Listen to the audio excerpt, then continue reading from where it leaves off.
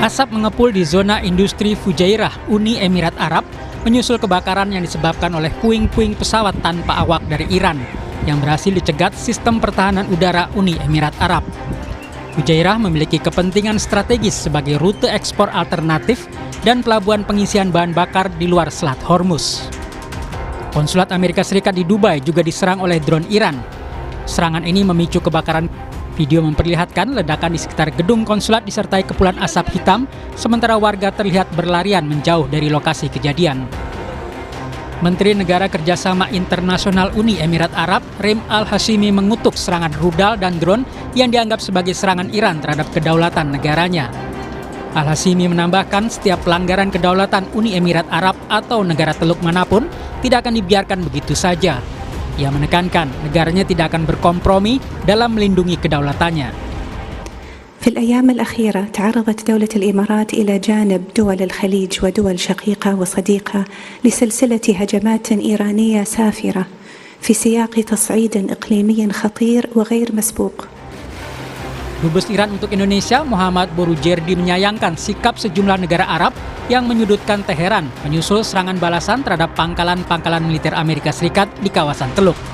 Menurutnya, langkah militer yang ditempuh Teheran merupakan bentuk perlawanan atas serangan yang lebih dahulu dilancarkan AS bersama Israel dari pangkalan-pangkalan militer negara tetangga. این در حالیه که جمهوری اسلامی ایران در طول تاریخ خودش چه قبل از انقلاب چه بعد از انقلاب هرگز آغازگر هیچ جنگی نبوده و هرگز به هیچ همسایه یا کشوری حمله نکرده ولی الان بر اساس منشور ملل متحد دفاع از خودش رو حق خودش میدونه و به پایگاه‌های آمریکا در تمامی کشورهای منطقه. Perang terbuka antara Iran melawan Israel dan Amerika Serikat pecah sejak Sabtu pekan lalu. Serangan awal dilakukan dengan pemboman ke ibu kota Teheran yang berujung pada tewasnya pemimpin tertinggi Iran, Ayatullah Ali Khamenei, beserta sejumlah jenderal dan pejabat lainnya. Iran membalasnya dengan melancarkan serangan ke Israel dan sejumlah pangkalan militer Amerika Serikat yang berada di Uni Emirat Arab, Qatar, Kuwait, serta Arab Saudi. Merasa teritori negaranya diserang Iran, Uni Emirat Arab menekankan tidak akan kompromi untuk melawan. Berdasarkan laporan Al Jazeera, sampai 3 Maret 2026, perang AS Israel versus Iran telah berdampak ke wilayah 12 negara di Timur Tengah. Mampukah Iran menghadapi AS Israel yang didukung sekutunya di Eropa dan Timur Tengah? Kita akan diskusikan ini bersama dengan para narasumber. Di studio sudah bergabung pakar strategi alumni US Air War College Masma Purnawirawan Agung Sasongko Jati. Pak Agung, selamat sore, apa kabar Pak? Selamat sore. Terima kasih sudah datang bersama kami. Kemudian lewat sambungan dalam jaringan juga bergabung dosen ilmu politik Universitas Udayana Efata Filomeno Borromeo. Pak Efata, dengan Tifa di sini, selamat sore. Selamat sore Mas Tifa, selamat sore Pak Agung. Terima kasih sudah bergabung bersama kami. Sampai sudah ada penekanan dari Uni Emirat Arab tidak akan kompromi untuk melawan. Menurut Anda ini eskalasinya bakal lebih luas, Pak Agung? Akan Timur Tengah akan melawan? Langkah Iran yang menyerang beberapa titik di wilayah Timur Tengah dalam beberapa waktu kebelakang ini? Pernyataan mengatakan bahwa sangat menyesalkan serangan oleh Menteri dari Uni Emirat itu adalah normatif ya. Saya lihat bahasanya normatif. Tapi sungguhnya yang mereka inginkan adalah perselisihan ini atau konflik ini selesai sedemikian rupa. Perlu kita ketahui bahwa Iran telah menyerang hampir 27 sasaran, yaitu pangkalan udara dan pelabuhan di seluruh Teluk, bahkan sampai menyerang ke Turki juga, pangkalan Ikrilik. Semuanya itu ada yang dihancurkan, ada yang separuh dilumpuhkan, ada yang tidak bisa digunakan. Namun yang pasti untuk armada armada laut Amerika sudah tidak bisa lagi mengisi logistik senjata bahan bakar di Teluk. Dia harus ke Italia dan itu bukan pilihan, atau pergi ke India. Karena di daerah Turki, di pelabuhan di sana sudah tidak aman juga. Paling ke Siprus, tapi Siprus dalam jangkauan. Mungkin ke India. Jadi masalah terbesar adalah Amerika sekarang harus merestrukturisasi bagaimana mereka beroperasi. Karena hampir seluruh pelabuhan dan pangkalannya diserang oleh Iran. Dan ini menimbulkan pelanggaran kedaulatan. Tapi sesungguhnya menurut logika, pada saat suatu negara bersedia menampung pangkalan udara negara lain, dan pada saat negara lain menggunakan pangkalan itu menyerang, maka kedaulatannya itu sudah tercemar ya, sudah tidak bisa disamakan. Karena pangkalan itu digunakan untuk rencana, untuk penyerangan, untuk pengisian logistik, untuk mensuplai peperangan. Dan itu adalah sasaran yang sah menurut hukum perang. Tapi kalau kemudian akan membalas serangan itu tidak akan mungkin menurut Anda? Tidak ada untungnya. Apa untungnya? Apa mau ikut terlibat? Karena sesungguhnya kan mereka bersampingan ya, bersebelahan. Lebih bagus ini selesai, nanti urusan mungkin diganti rugi atau apa. Tapi sungguhnya kalau sampai ikut berperang, dan mereka simpati rakyatnya gimana kalau mereka berada di pihak Israel, itu kan menjadi masalah lain. Oke. Pak Efata, kalau Anda membacanya ini eskalasinya dengan makin kesini makin intens, Iran masih punya kekuatan nggak? Kalau kemudian mereka mengambil langkah Selat Hormuz ditutup, mainannya sekarang ke level ekonomika atau ada strategi lain yang Anda baca di sini?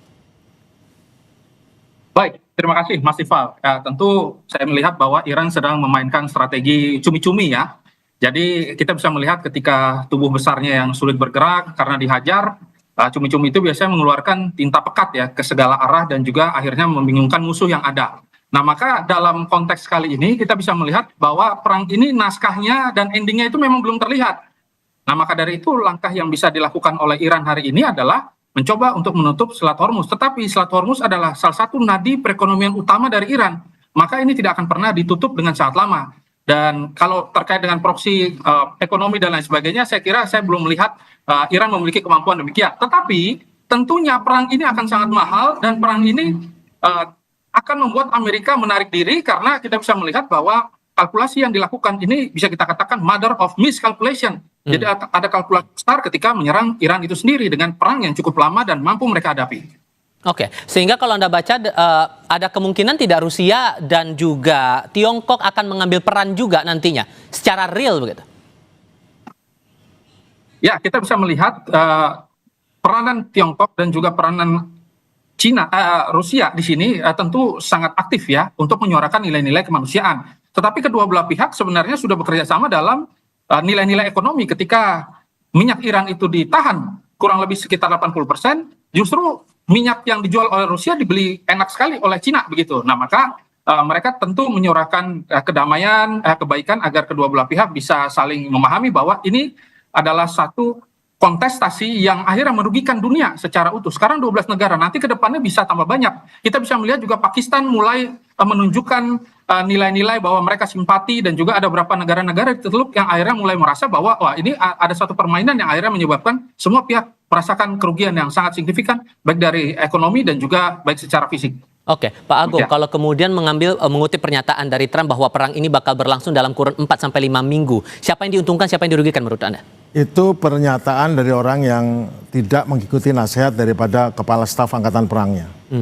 Kepala Staf Angkatan Perang Amerika menyebutkan bahwa ini jangan dilanjutkan karena kita objektif tidak jelas dan kita sudah pas-pasan ini persenjataan kita khususnya rudal yang digunakan untuk ini.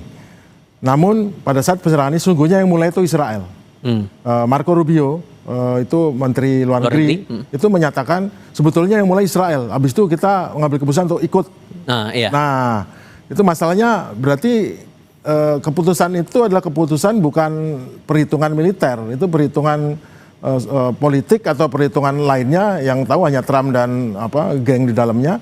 Dan itu justru benar seperti dikatakan oleh beliau bahwa ini perang yang tidak akan dimenangkan dengan takluk seperti biasa. Perang ini akan berakhir dengan ada pihak yang akan mundur sendiri. Kenapa? Karena tidak sanggup meneruskan. Jerman Perang Dunia Kedua, Jerman Perang Dunia Pertama, itu mundur bukan karena kalah di pertempuran, tidak pernah dia kalah di pertempuran, karena apa? Logistik. Begitu Amerika masuk ke dalam perang, maka dia kalah secara logistik. Sesungguhnya dalam bahwa taktik itu sekarang levelnya taktik, yang menyerang, menggebom, membunuh itu tactical. Level taktik itu bisa memenangkan pertempuran. Tapi strategi menentukan kemenangan perang. Serta merta Iran diuntungkan di sini atau ada strategi lain yang rasanya perlu dicermati? Ini duel strategi. Jelas Amerika nggak ada strateginya.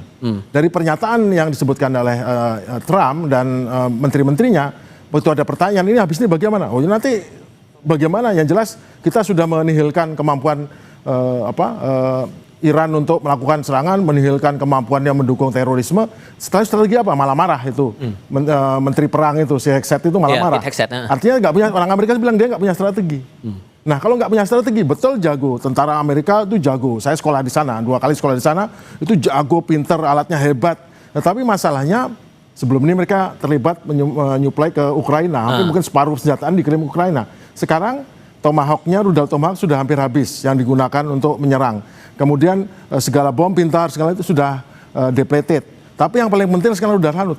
Kalau mereka bisa menyerang Iran, pertanyaan berapa lama mereka bisa bertahan? Nah, Mampu menyerang selama 2 minggu, 3 minggu. Tapi mampukah dia bertahan lewat dari minggu ini?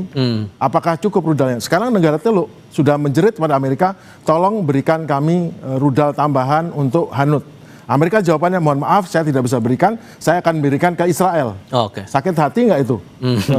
Negara-negara Teluk yang mempercayakan keselamatannya pada Amerika? Oke, Pak Efata, nyampe nggak nih 4-5 minggu seperti yang dinyatakan Trump itu perang bakal terjadi? Ya, faktor utamanya memang Amerika ini paling jago untuk melakukan strategi gunting dan juga lem ya.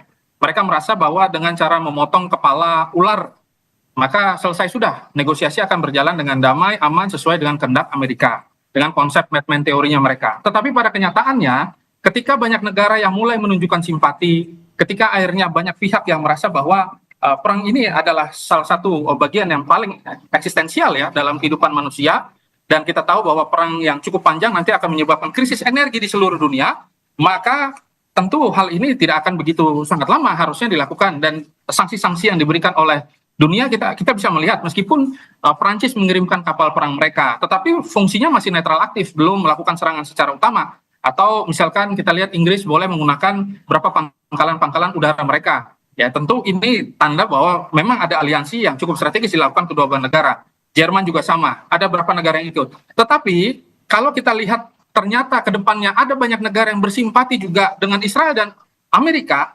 tentu Amerika dengan Israel tidak akan takut. Mereka akan merasa bahwa, dan seperti yang disampaikan oleh salah satu jenderal di Amerika, perang ini hanya bisa dimenangkan apabila aliansi NATO bersatu dan menyerang Iran secara bersamaan. Nah, itu yang bisa saya lihat. Kalau kemudian konteks imbas eskalasinya, sorry saya potong Mas. Kalau kemudian kita lihat eskalasinya sudah sejauh ini dan efeknya global, adakah sesungguhnya Mas negara yang setara dengan AS dan Israel untuk bisa jadi penengah di tengah konflik ini, Pak Efata?